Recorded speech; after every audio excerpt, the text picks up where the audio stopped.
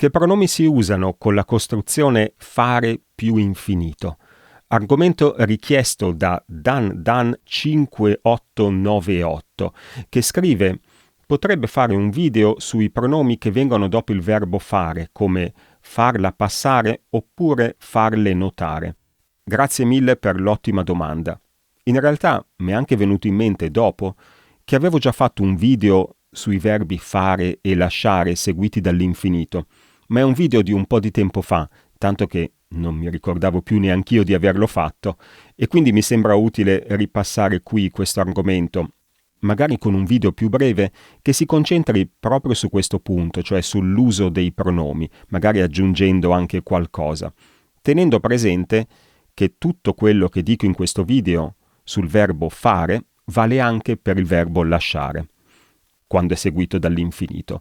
Per capirci, stiamo parlando di frasi come queste: non lo fa parlare, l'ha fatta aggiustare, le ha fatto capire che la sua presenza è importante, glielo ha fatto capire. Si vede che in alcuni casi si usa un pronome oggetto diretto e in altri casi un pronome oggetto indiretto, e in alcuni casi ovviamente si usano tutti e due. La cosa fondamentale per capire quali pronomi usare è concentrarsi sul secondo verbo, quello all'infinito. Nei nostri esempi parlare, aggiustare, capire. Questi verbi possono avere un complemento oggetto oppure no.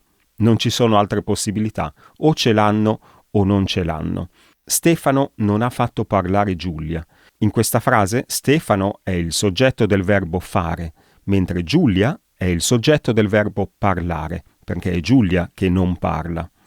E il verbo parlare in questa frase non ha un complemento oggetto. Ho fatto entrare gli invitati. In questa frase io è il soggetto implicito del verbo fare, mentre gli invitati sono il soggetto del verbo entrare, perché sono gli invitati che entrano, e anche in questo caso non c'è il complemento oggetto. Da queste frasi si può anche notare una cosa molto importante, cioè che quando il verbo all'infinito non ha il complemento oggetto, il soggetto del verbo all'infinito va a occupare quella posizione di complemento oggetto, cioè viene messo dopo il verbo, perché in un certo senso diventa il complemento oggetto dei due verbi uniti, fare entrare o fare parlare. E quindi il soggetto del secondo verbo, del verbo all'infinito, si mette dopo il verbo. Non si potrebbe assolutamente dire ho fatto gli invitati entrare o Stefano non ha fatto Giulia parlare. In questi casi, cioè appunto i casi in cui il verbo all'infinito non ha un complemento oggetto, se vogliamo sostituire il soggetto di quel verbo all'infinito con un pronome, usiamo un pronome oggetto diretto. Scrivo tutti gli esempi senza apostrofo per far capire quali pronomi sto usando. Quindi i nostri esempi, mettendo un pronome, diventano Stefano non l'ha fatta parlare o li ho fatti entrare. Si vede anche che il participio passato del verbo fare, in questo caso c'è un participio passato perché ho usato un passato prossimo, il participio passato, dicevo, si accorda con il pronome oggetto diretto, che è il soggetto del secondo verbo, cioè del verbo all'infinito. E quella è l'unica posizione possibile in queste frasi per il pronome oggetto diretto. Metto qualche altro esempio che lascio leggere a voi. In tutti questi esempi il pronome oggetto diretto rappresenta il soggetto del verbo all'infinito. Se anche il verbo fare è all'infinito o al gerundio o all'imperativo, si usano gli stessi pronomi ma si uniscono all'infinito del verbo fare, o al gerundio o all'imperativo. Stefano non vuole fare parlare Giulia diventa Stefano non vuole farla parlare. Stefano fa parlare Giulia. Stefano, falla parlare. Ho deciso di fare entrare gli invitati, ho deciso di farli entrare. Ho iniziato la festa facendo entrare gli invitati, ho iniziato la festa facendoli entrare. Nella prima frase, Stefano non vuole fare parlare Giulia, il pronome si potrebbe anche mettere prima del verbo volere. Stefano non la vuole fare parlare. In tutti i miei esempi ho usato pronomi di terza persona, ma naturalmente si possono avere anche altre persone. Gianni non mi fa parlare, tua mamma non ti fa uscire, eccetera.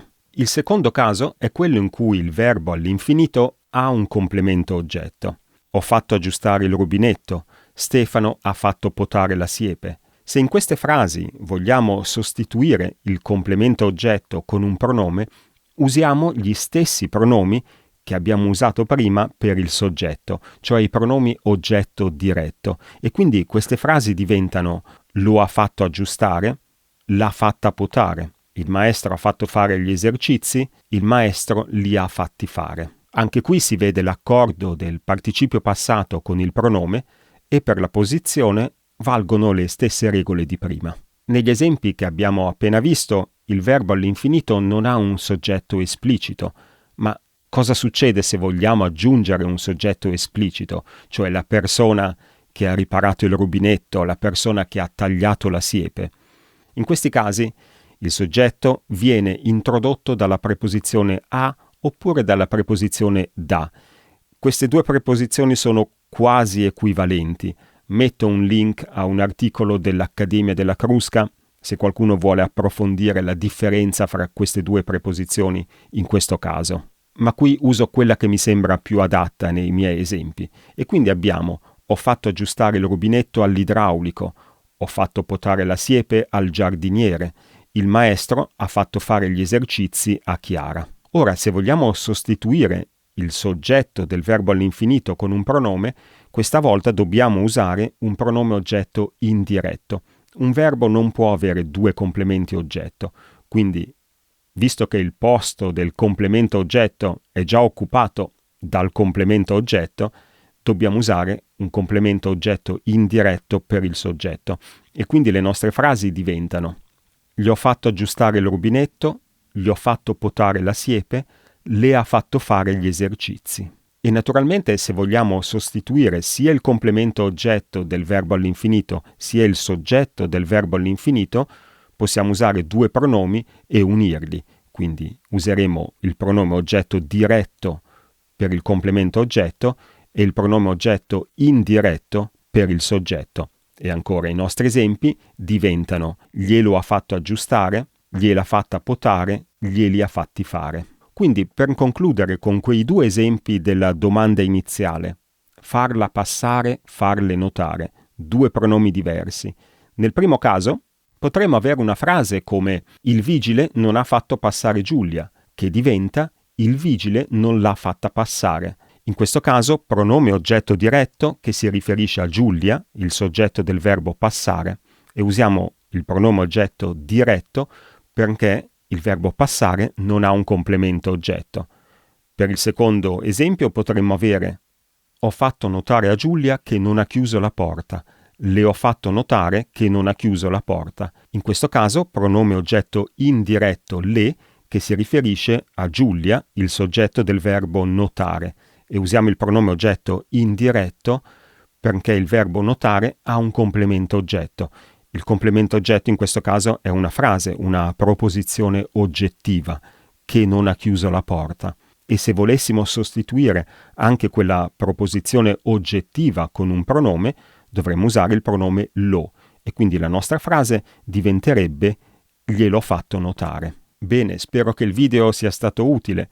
Fatemelo sapere e lasciatemi un bel pollicione se lo è stato. Ci vediamo nel prossimo video. Ciao!